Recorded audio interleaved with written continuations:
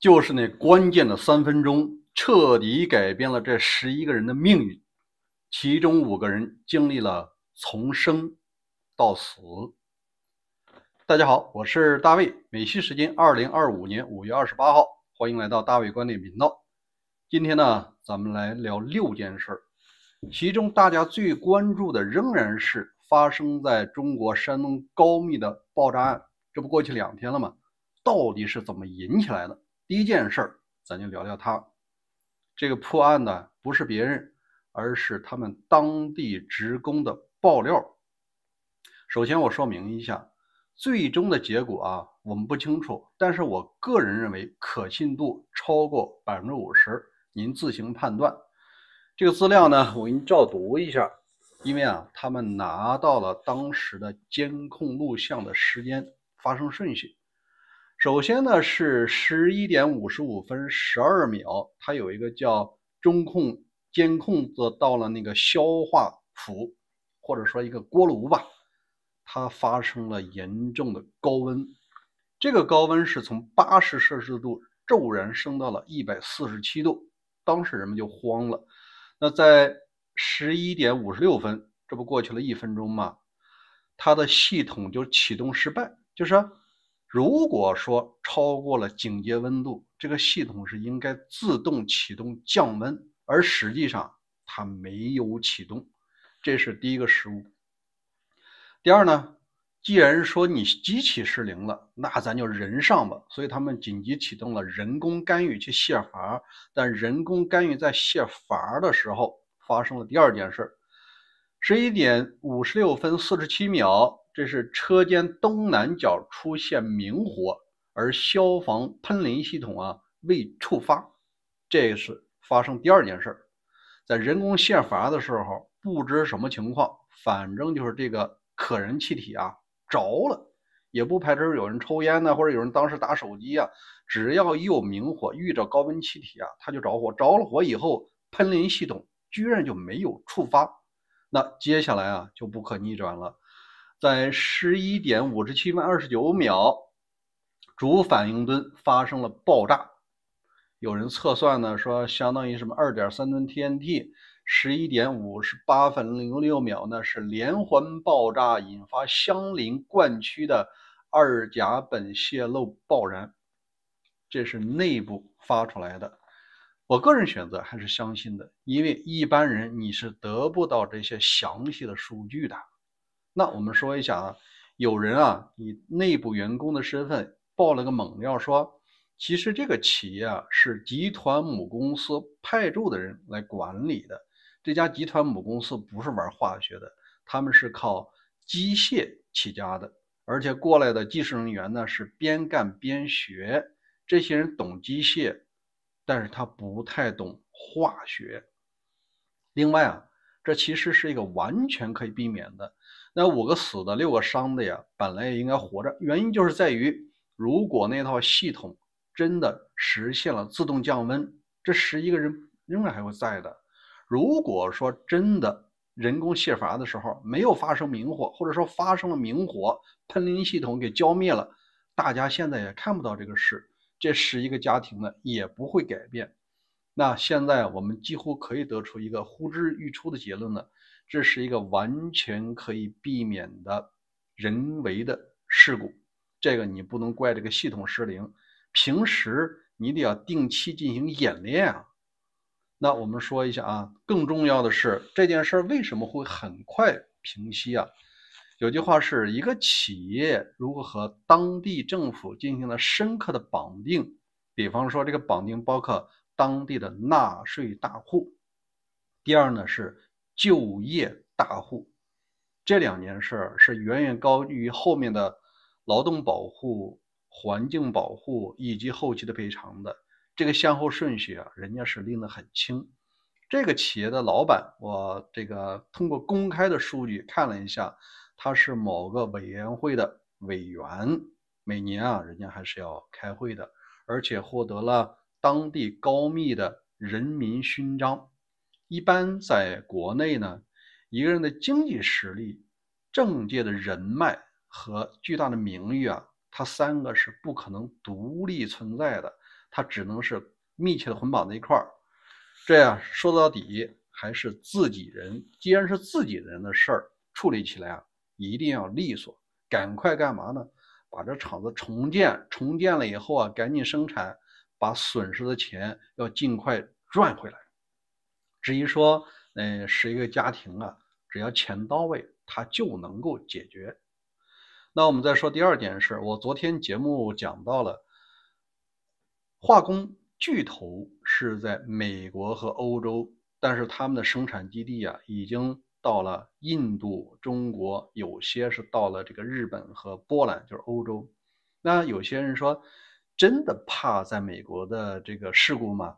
因为你只要是人管理的，它终究是有事故。因为咱可以举个例子，飞机失事的事儿啊，经过国际航空组织的统计，90%以上不是飞机的原因，什么机械故障很少，大都是什么？是因为你操作人员失误、疏忽才造成的事故。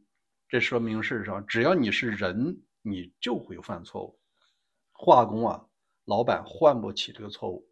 首先，我给你举一个例子啊，这是杜邦公司，包括一些这个人员受伤以后的赔偿金额，这不是100-200万人民币就能够解决的。咱们先说第一个案例啊，这个案例是发生在2019年，我把那个名字找一下啊，这个人姓林，叫林增光啊，咱这个必须得有啊详细的出处。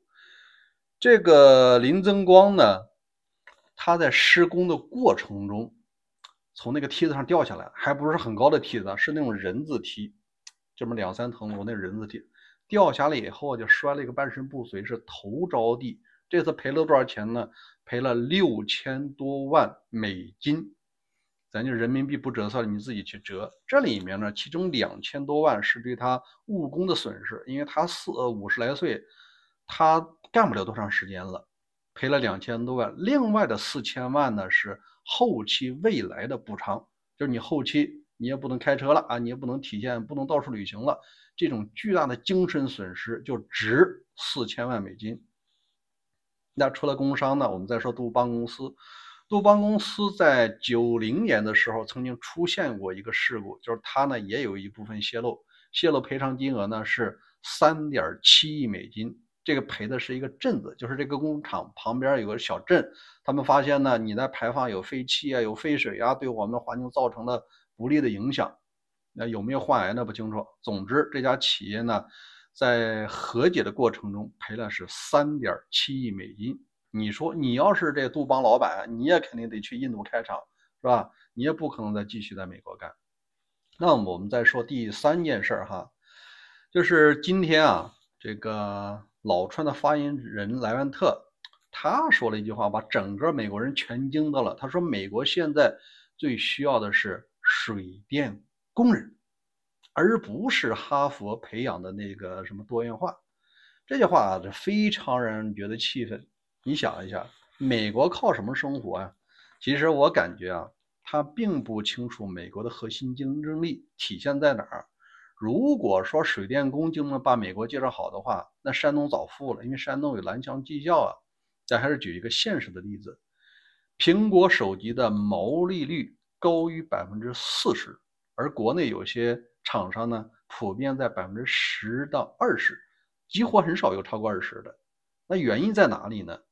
因为苹果呀，它做两头微笑，一头呢是研发，苹果的芯片是自主研发的，这个就别人卖不了啊。像小米呀、什么 OPPO 啊，那你买别人的芯片。第二个也是非常重要的，它有一个商业的闭环，对品牌的管理、对生态的管理，这个钱是持续的，每月都收钱的。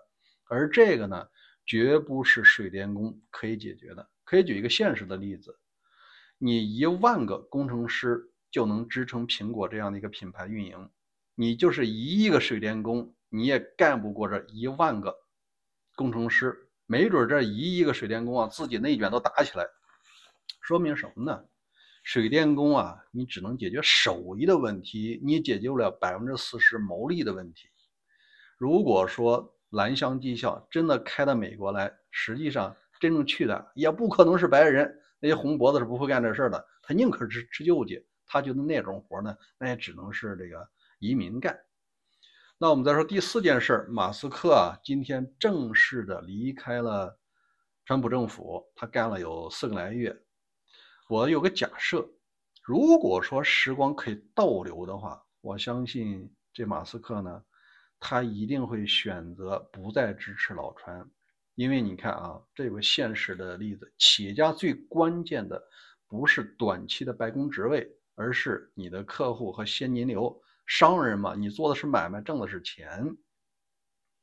那如果啊，我们时光倒流，哈里斯胜了，他没有支持川普，拜登和哈里斯的经济政策和经济环境跟现在是完全不同的。第二呢，特斯拉的重要的买主实际上是东西海岸的人，就是支持自由派的人，而不是那些红脖子。那些红脖子虽然支持马斯克，但是你让他买电动车，他也买不起。你看5、6万呢，像那个赛普truck 7、8万，他不可能买的，他顶多买1、2万那种这个小皮卡。所以说啊，这是一个重大的错误。当然了，他离开以后，有人讲，那马斯克会不会吸取教训，不再这个惹这个事儿呢？是很有可能的。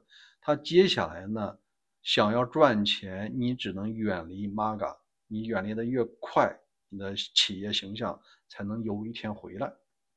好，那我们再说第5件事啊，是关于什么呢？是关于这个免税。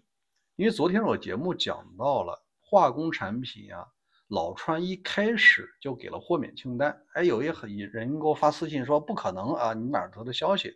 我现在给你读一下啊。美国商务部他在4月2号的时候啊发布的这个豁免清单。这个豁免清单一共有43页，其中有大量的是化工产品。不信的话，你可以自己去商务部的网站能查到。好，我们再说第6件事，是关于这个待客之道的。我总结出一句话呢，就是一个人的个人魅力啊，绝不是靠你的权力和极限施压来完成的。你首先是善良，然后要尊重。今天啊，是小泽斯基去德国访问，接待他的梅尔茨总理啊，也展现了德国人的待客之道，也展现了他个人的素质。这个视频非常的暖心啊，我给大家分享一下，就不方便给你播放了。记者拍摄呢，总理引导着这个小泽总统来到了自己的办公室，在会客区先让小泽总统坐下，先请坐。然后呢，他没坐，他就站着问你想要喝咖啡还是茶？小泽说我要咖啡。然后他站着拿着咖啡那个壶，拿一个杯子倒完了以后呢，双手递给他自始站着的时候，双手递给了小泽总统。小泽总统表示了感谢，然后他才坐下。这和2月28号那天啊，形成了一个鲜明的对比。我感觉个人魅力啊，感动了我，我也想把这个故事分享给大卫的粉丝们，咱们来一起感受一下人间的温暖。也希望德国对乌克兰的支持啊落到实处，先把那金牛座给了，好吧？今天就聊到这儿。如果你想每天听到大卫给你聊有意思的事儿，欢迎在管子上关注大卫观点，先把这关注点上，然后呢，咱们每天都有更新。再见。